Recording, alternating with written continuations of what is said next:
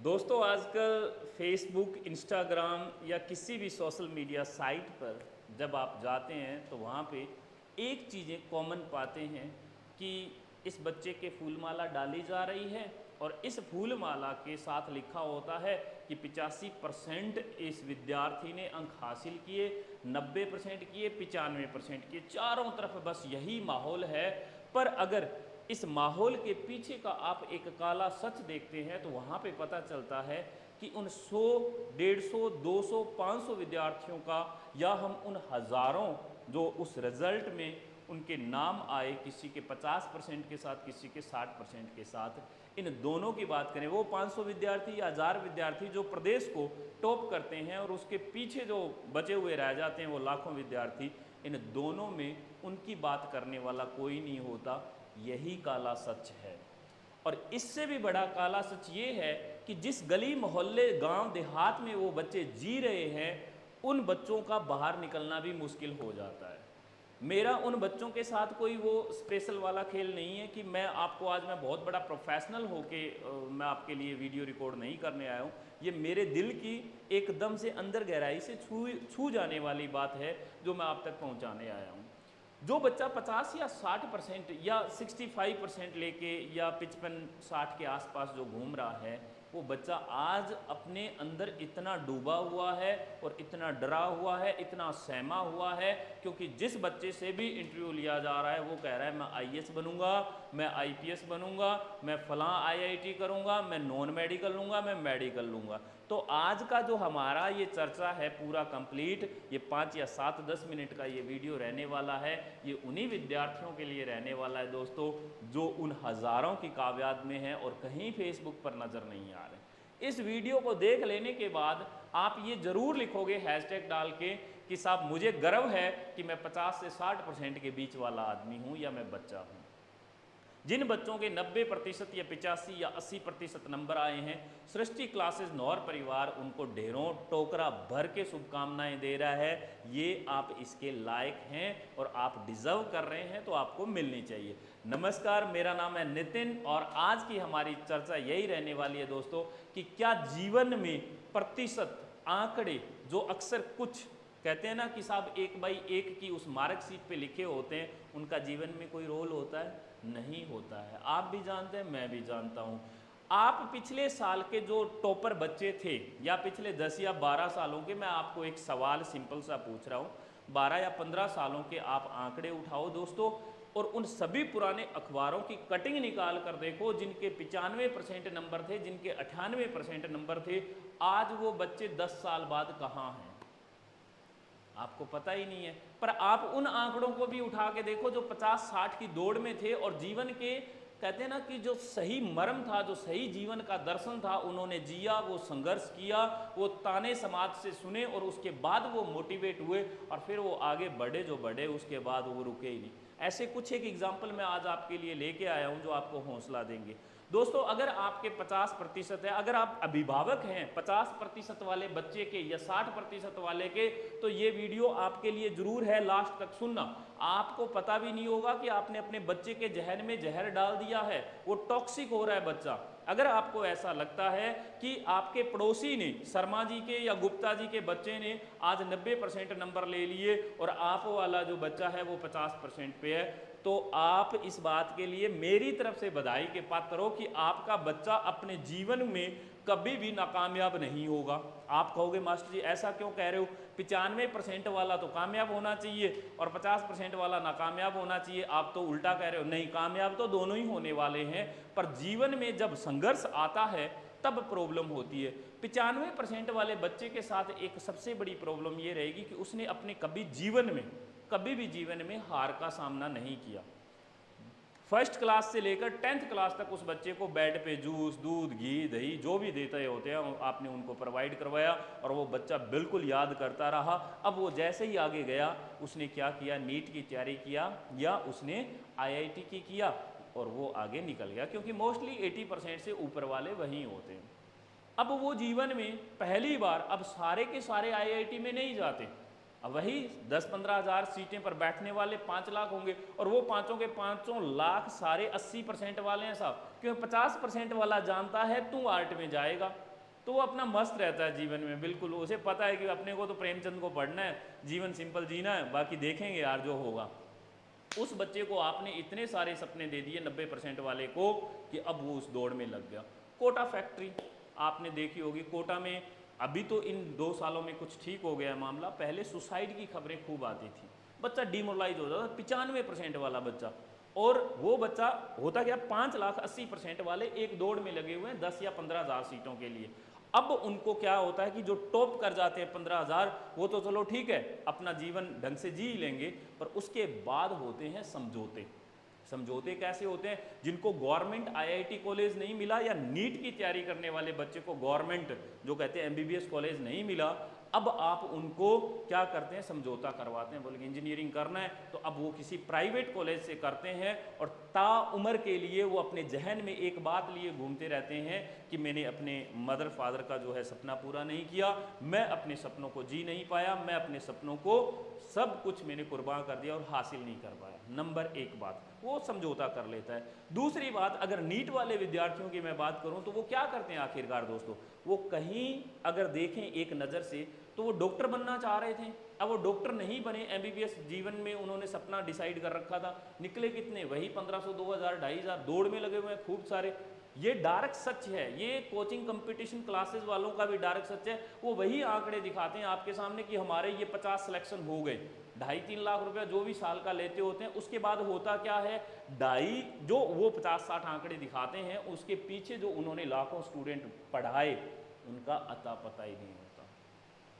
इसी को कहते हैं दर्शन। जीवन का जो दर्शन होता है, यहीं से आप अपने बच्चे को सिखा सकते हैं। अब मैं नीट वाले विद्यार्थी की बात करता हूँ, वो बच्चा क्या करेगा, या बीडीएस करेगा, रेडियोलॉजी में जाएगा, या वो फाइनली वेटनरी में घुसेगा, पशु वाले जो चिकित्सक होते हैं पशुओं के उसमें। और मेरे अभी एक जानकार डॉक्टर भी मिले, जहाँ मैं जिस एरिया से हूँ हनुमानगढ़ के नौर में, वहाँ पे मुझे एक डॉक्टर साहब मिले, मैं उनका नाम तो अभी नहीं बयां करूँगा आपके सामने। उन्होंने कहा, नितिन जी मैंने 3 साल मेहनत की, लग के मेहनत की, हासिल नहीं कर पाया मैं वो मुकाम जो मुझे एमबीबीएस करना था, और आज वो पशुपालन विभाग में हैं, खुश हैं, जीवन में सब चीज़ें मिली हैं, पर उनके दिल में एक खलिश, एक खालीपन जो है वो रह गया है, और वो उम्र भर रहेगा। मुझे ऐसा लगा कि जैसे उनके जीवन में सब कुछ ही वो एमबीबीएस कर लेना था। किसी भी बच्चे से अगर उसका सपना छूट जाए तो सब कुछ उसमें यही रहता है कि मेरा यही था, और वो बच्चा डिप्रेस्ड हो जाता है। कुछ उस समंदर की जो कहते हैं ना वो बौछारें और वो लहरें, और वो जब वो नौका को लेके उतरा होता है तो वो झेल जाते हैं, कुछ नहीं झेल पाते, वो नैया डुबा बैठते हैं। अब आते हैं साहब 50% वालों को। कितने लोग हैं हमारे देश के माननीय राष्ट्रपति रहे हैं डॉक्टर एपीजे अब्दुल कलाम साहब, बचपन में इतना सारा दुख देखा, इमली के बीज बेचे और फिर आगे चल के वो देश के राष्ट्रपति बने।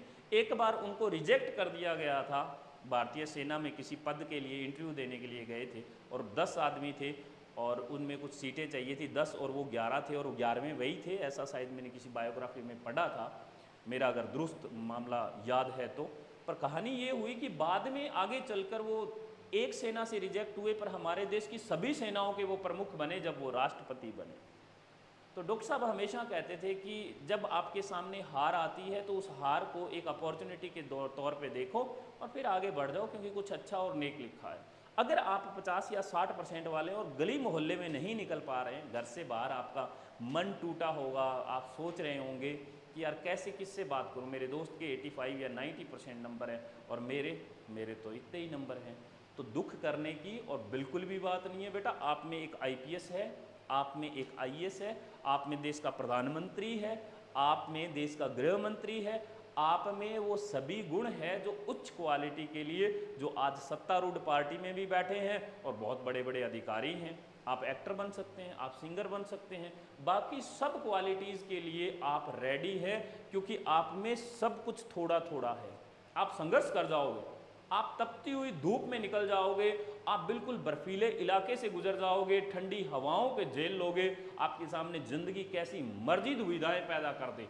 आप उन जितने कहते हैं ना, जो जितने कम हमारे पास सोर्सेज होते हैं उनका आप यूटिलाइजेशन करना जानते हैं कि कैसे करते हैं। इसीलिए आप बधाई के पात्र करो, क्योंकि अब जीवन का सही खेल शुरू होने वाला। क्या हो गया अगर किसी एग्ज़ाम में आपसे मांग लिए कि यार 55% या 60% चाहिए और आप नहीं भर पाएंगे, तो मौका कोई ज़िंदगी और दे रहा है। यूपीएससी नहीं कहता ऐसा कुछ, यूपीएससी कहता आओ बैठो, ग्रेस लगी हुई है, हमें कोई एतराज़ नहीं है, हम जो आपसे पूछ रहे हैं वो बता दो बस।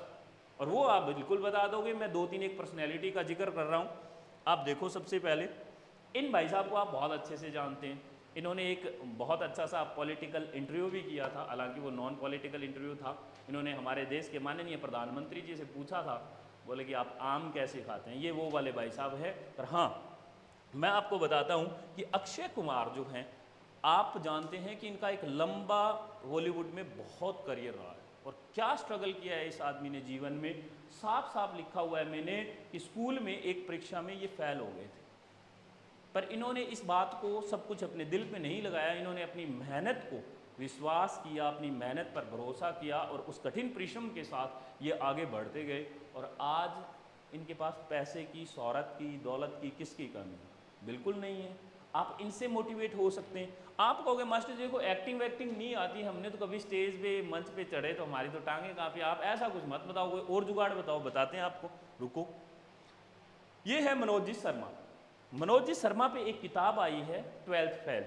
अब आगे छुट्टियां तो पड़ी गई है बेटा, अब कॉलेज में जाना है तो 1-1.5 महीना बचा हुआ है। 110-120 रुपये की हिंदी में किताब आएगी। इंग्लिश में अगर आप चाहते हैं तो इंग्लिश में मंगवा सकते हैं। इंग्लिश वालों के अक्सर वैसे परसेंटेज कम होते नहीं हैं। ये बात जहाँ तक मुझे किसी ने बताई वो ठीक ही बताई। CBSE पैटर्न से तो खास तौर पे नहीं है, ग्रेड सिस्टम हो गया है। पर ये जो मनोज जी हैं, इन मनोज जी पे एक किताब लिखी गई 12th फेल, और वो नॉवल है एक, मैंने पढ़ा उपन्यास। और मनोज जी 10th में अगर बात करें तो बेटा ये इनका 10वीं क्लास में 3rd डिवीज़न आया और 12वीं कक्षा में फेल ही हो गई। और जब फेल हुए फिर उसके बाद इन्होंने आटा चक्की पर इन्होंने काम किया, एक लाइब्रेरी पर इन्होंने काम किया, अपना खर्चा खुद निकाला। फिर इनके जो जीवन में आज इनकी धर्मपत्नी है, इन्हें प्रेम हुआ, UPSC की तैयारी कर रहे थे, कहाँ कैसे इनका जीवन पूरा निकला, इन्होंने पूरा एकदम पूरा सच तरीके से बयान किया है। कितने सारे स्ट्रगल झेले। कुर्ता तक पहनने के लिए जिस आदमी के पास नहीं, बनियान में ये आदमी आटा चक्की पे काम कर रहा था। पर खुददारी इतनी कि साहब किसी का वो झेलेंगे नहीं, मतलब खैरात नहीं चाहिए हमें, भीख नहीं चाहिए हमें। पर इस आदमी ने ये प्रूव करके दिखाया कि साहब आखिरकार सफलता उन लोगों के हाथ में नहीं होती जो 90-95% वाले होते हैं। तीसरा एक और मैं आपको एग्जांपल देता हूँ। ये राजेश कुमार जो हैं, ये स्कूल में 44% इनके 12वीं में नंबर आए बेटा, और वर्तमान में केरल IAS है और इनकी ऑल इंडिया रैंक 3 आई है।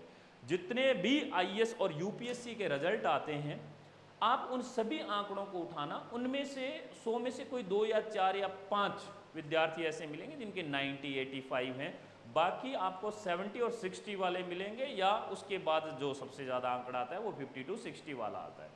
अब यही लोग IAS क्यों बनते हैं? क्योंकि IAS के लिए आपको एक चीज़ हमेशा देखनी पड़ती है UPSC के एग्ज़ाम को पास करने के लिए, कि आपका जीवन को लेकर जो फिलॉसफी है, जो दर्शन है, वो ठीक ढंग से होना चाहिए, अदरवाइज आप उससे बाहर हो जाओगे। जैसे सवाल ही कुछ ऐसे पूछे जाते हैं जो क्विक फैसले लेने होते हैं, एकदम बिल्कुल अभी के अभी।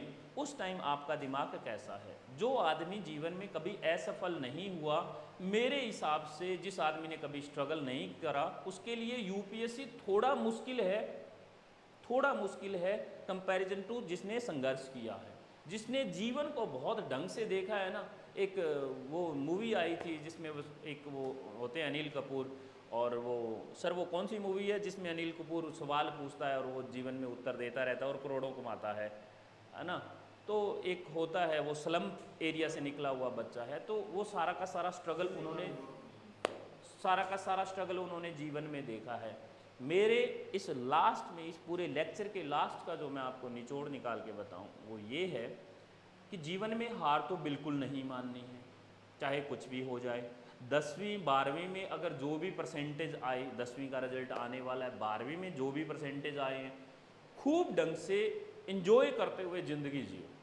पहले अपनी ज़िंदगी जियो, धीरे धीरे अपने व्यक्तित्व को पहचानना शुरू करो। आखिरकार आप किस चीज़ के लिए बने हैं और आपको किस परीक्षा या किस प्रतियोगी परीक्षा की तैयारी के लिए आगे जाना है, बहुत रास्ते खुलेंगे। जैसे ही आप कॉलेज में कदम रखते हैं, कुछ एक बच्चे ऐसे होते हैं जो 90 वाले होते हैं और वो टूट जाते हैं, और कुछ एक ऐसे बच्चे होते हैं 50 वाले, वो बन जाते हैं और एक हिमालय की तरह एक अपना नया मुकाम खड़ा कर देते हैं। क्योंकि उन्हें पढ़ने का तरीका, जो प्रोफेसर लोग होते हैं कॉलेज के, जब वो बताते हैं तो उन्हें कुछ नया ही जो आइडिया और जुगाड़ मिल जाता है, तो वो लग जाते हैं और उनको नशा होने लगता है। कुछ साहित्यकार निकल गए यहाँ से, कुछ बॉलीवुड के बहुत बड़े नेता, ये अभिनेता निकल गए, पॉलिटिक्स की बात करें तो बहुत बड़े बड़े नेता लोग निकल गए जो आज देश को संभाल रहे हैं। आप भी बेटा उनमें से हो। आज नहीं तो कल आपको स्ट्रगल और झेलना पड़ेगा। आज तो आपको सिर्फ परसेंटेज के मामले में झेला जा रहा हो, कल को आप इससे भी बड़ी बड़ी प्रॉब्लम झेलोगे। इसीलिए जीवन में परसेंटेज कभी मायने नहीं रखते, कभी नहीं रखते। मैं लास्ट एग्जांपल दे रहा हूँ आपको। हमारे देश के अगर राष्ट्र गुरु किसी को घोषित किया जाए आज के दिन, तो मैं बिल्कुल आदरणीय है, मेरे लिए भी है, डॉक्टर विकास दिव्य कीर्ति सर। उनको राष्ट्रीय गुरु का अगर दर्जा दिया जाए ना तो बिल्कुल मिल सकता है, क्योंकि उनके इतने दीवाने और उनके फ़ैन फॉलोइंग बढ़ चुकी है। अगर आप डॉक्टर विकास दिव्य कीर्ति के बारे में नहीं जानते तो मैं बता दूं, आप दृष्टि IAS क्लासेस चलाते हैं दिल्ली में, और हिंदी माध्यम के लिए काफ़ी आगे आए हैं और काफ़ी सालों से उन्होंने हिंदी माध्यम IAS के लिए काम किया है। बाकी आपको इंटरनेट सब बता देता है। विकास दिव्य कीर्ति सर के जब आप इंटरव्यू सुनोगे, उनकी बातें सुनोगे, तो उनमें उन्होंने बताया कि मेरे भी जीवन में यही 60-70 वाला खेल चला है, और आज उन्होंने कितने लोगों को इतने सालों में IAS बना दिया। आज वो देश के राष्ट्रीय गुरु हो चुके हैं। तो दोस्तों, हारने की कहीं कोई और मन में ऐसा लाने की जरूरत नहीं है कि मेरे परसेंटेज कम है। ठीक है, सब लोग अपना अपना फेसबुक पे बधाई बांट रहे हैं और ये 4-6 दिन का खेल है, उसके बाद सब अपने अपने रास्ते नाप लेंगे। आप ऐसे ही रहने वाले हो और वो दुनियादारी ऐसे रहने वाली है। इसलिए मस्त रहो, 12th फेल नोवेल पढ़ो और अपने जीवन में कुछ अच्छा करने की ठान लो आज ही, और उसके लिए धीरे धीरे कदम बढ़ाते रहो। मैं आपको बिल्कुल इस बात के लिए कह रहा हूँ कि UPSC कोई बहुत बड़ा एग्ज़ाम नहीं है। IAS RAS के लिए आप तैयारी कर सकते हैं। नितिन सर की तरफ से आपको खूब सारी बधाइयाँ पहले ही कि बेटा आप में से ही IAS और RAS निकलने वाले हैं। प्रशासन आपके हाथ में ही होने वाला है। अगर आप आने वाले देश के प्रधानमंत्री हैं तो नितिन सर आज ही आपको वो फूलमाला अर्पित कर रहे हैं। इसको संभाल के रखना कि बेटा बिल्कुल आप लगे रहना, कहीं कोई भी अगर प्रॉब्लम आए तो उसका डटकर मुकाबला करना और आप जरूर सक्सेस हो जाओगे। बहुत बहुत शुक्रिया, बहुत बहुत धन्यवाद।